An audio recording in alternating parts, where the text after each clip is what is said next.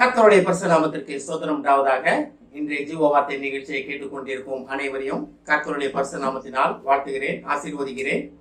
இன்றைய தின தியானத்திற்கு தேவன் கொடுத்த வேத பகுதி ஏசாயா தீர்க்கதரிசி எழுதின புஸ்தகம் 64ஆம் அதிகாரம், அதில் 4ஆம் வசனம். ஏசாயா 64:4. தேவனே, உமக்கு காத்திருக்கிறவர்களுக்கு நீர் செய்பவர்களை நீரே இல்லாமல் உலக தோற்றம் முதற்கொண்டு ஒருவரும் கேட்டதும் இல்லை, செவியால் உணர்ந்ததும் இல்லை, அவைகளை கண்டதும் இல்லை.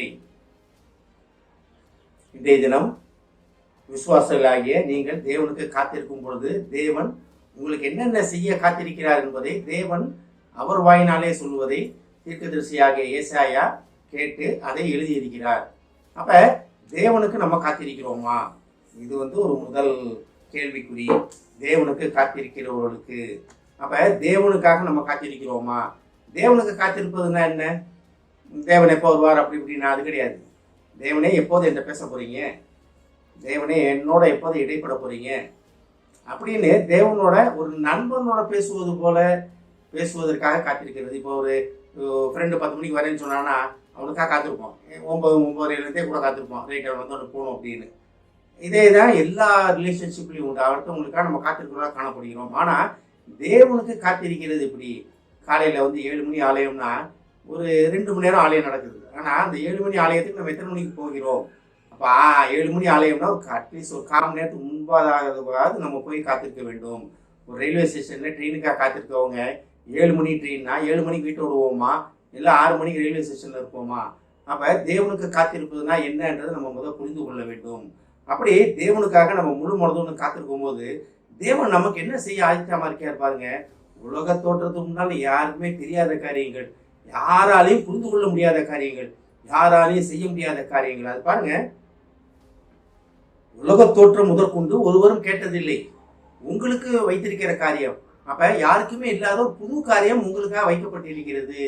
இதை கேட்டுக்கொண்டது விசுவாசிகளே, நம்ம உண்மையாகவே தேவ சமூகத்தில் தேவனுக்காக காத்திருக்கும் பொழுது தேவன் உங்களுக்கு கொடுக்கறது எல்லாத்தோட 100 101 அப்படிம்பாங்க. அது கிடையாது.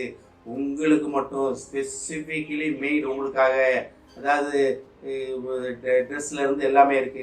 அதாவது உங்களுக்கு மட்டும் தயாரிக்கிற காரியங்கள் உண்டு, உங்களுக்கு மட்டும் செய்கிற காரியங்கள் உண்டு. அந்த மாதிரி காரியம் உங்களுக்கு உலக தோற்றம் முதற்கொண்டு நீரே இல்லாமல் யாரும் ஒருவரும் கேட்டதில்லை. அப்ப அது என்ன அழகா ஆரம்பிக்கிறார் பாருங்க. தேவனே, உமக்கு காத்திருக்கிறவர்களுக்கு நீர் செய்பவர்களை நீரே இல்லாமல் உலக தோற்றம் முதற்கொண்டு ஒருவரும் கேட்டதில்லை, செவியால் உணர்ந்ததும் இல்லை. கேட்கறது காது தான், ஆனா செவியால் உணர்ந்ததும் இல்லைன்னு ஏன் இந்த இடத்துல ஏசாயா சொல்றாருன்னா, இதுல உணர்வதுன்னா எப்படி? சும்மா கேட்டுட்டு அப்படி போறது கிடையாது. கேட்டுட்டு அதை ருசிப்பது, அதை உணர்வது. அப்ப ஒரு வசனம் மனதுக்கு ரொம்ப இன்பமா இருக்கும், ரொம்ப ஆறுதலா இருக்கும். ஒன்று காதில் கேட்டது கேட்டோமான்ற கூட இருக்காது.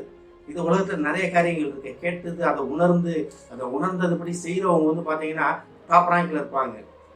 சரி, எல்லாமே ஒண்ணுதான் அப்படின்னு போறவங்க பார்த்தீங்கன்னா பாஸ் அந்த ரேங்க்ல இருப்பாங்க. அப்ப உணர்வது, தேவன் உங்களுக்கு செய்ய போகிறதை நீங்கள் உணரப் போகிறீர்கள்.